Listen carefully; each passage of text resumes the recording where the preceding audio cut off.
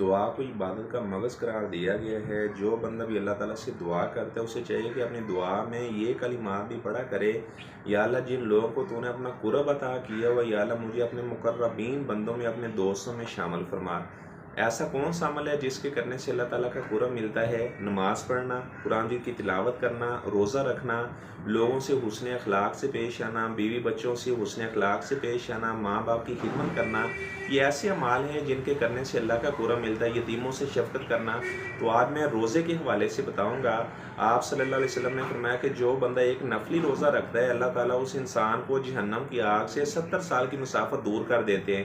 آپ نے فرمایا حضرت داؤد علیہ السلام نفلی روزہ ایک دن رکھا کرتے تھے، ایک دن چھوڑا کرتے تھے۔ ہر سوموار کو اور جمعرات کا آپ صلی اللہ علیہ وسلم روزہ رکھا کرتے تھے۔